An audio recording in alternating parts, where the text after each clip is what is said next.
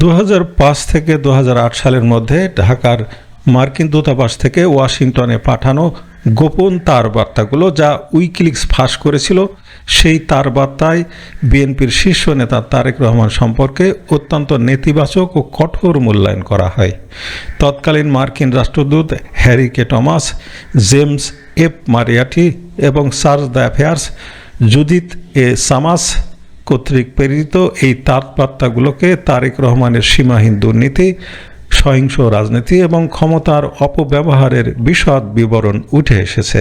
মার্কিন কূটনীতিকদের তারবার্তায় তারেক রহমানের চরিত্র ও কর্মকাণ্ডের ভয়াবহ চিত্র ফুটে উঠেছে। সেই চিত্রগুলো এখানে তুলে ধরব। অন্ধকার যুবরাজ।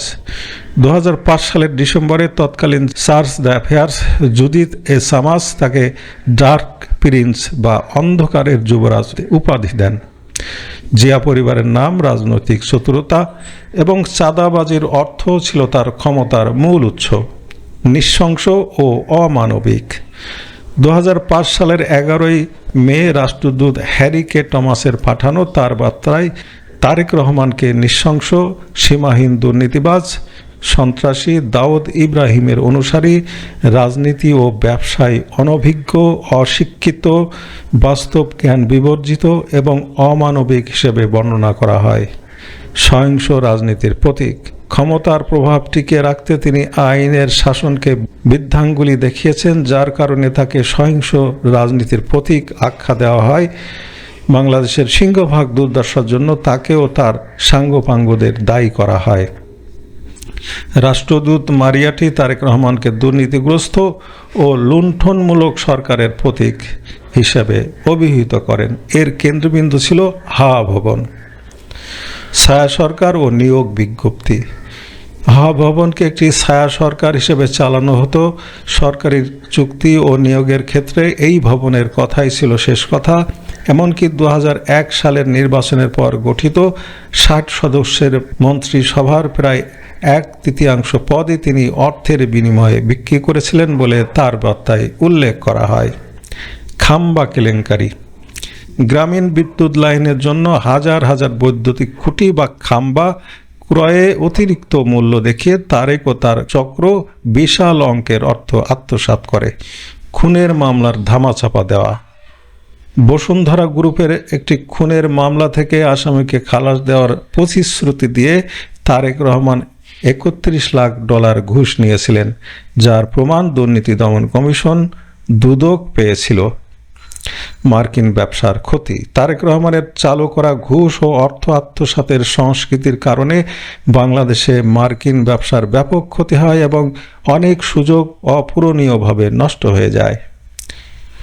2005 সালের মার্চ মাসে রাষ্ট্রদূত হ্যারি কে টমাস খালেদা জিয়া দুর্নীতিগ্রস্ত পুত্রকে রক্ষা করতে ব্যর্থ হয়েছেন শিরোনামে একটি তারবার্তা পাঠান।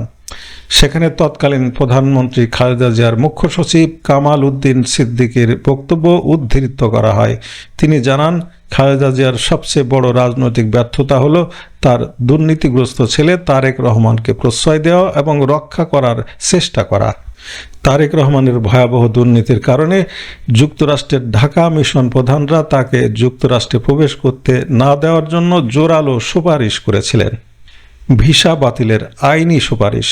2008 সালের 3 নভেম্বর রাষ্ট্রদূত মারিয়াটি এক জরুরি তারবার্তায় মার্কিন অভিবাসন আইনের 201 ধারা এবং প্রেসিডেন্সিয়াল প্রোক্লামেশন 7750 আওতায় তারেক রহমানকে যুক্তরাষ্ট্রে এন্ট্রি ব্লক করার সুপারিশ করেন। যুক্তরাষ্ট্রের জাতীয় স্বার্থে আঘাত। তার বার্তায় স্পষ্ট করা হয় যে তারেক রহমান কুখ্যাত রাজনৈতিক দুর্নীতির দোষে দোষী। তার কর্মকাণ্ড বাংলাদেশের গণতান্ত্রিক প্রতিষ্ঠানগুলোর স্থিতিশীলতা এবং যুক্তরাষ্ট্রের বৈদেশিক সহায়তার লক্ষ্যকে মারাত্মকভাবে ব্যাহত করেছে, যা সরাসরি মার্কিন জাতীয় স্বার্থের পরিপন্থী।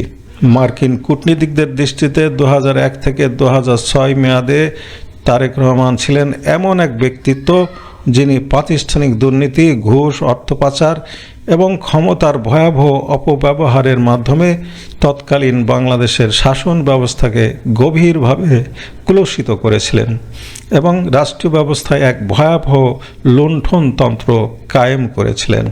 ভালো থাকবেন।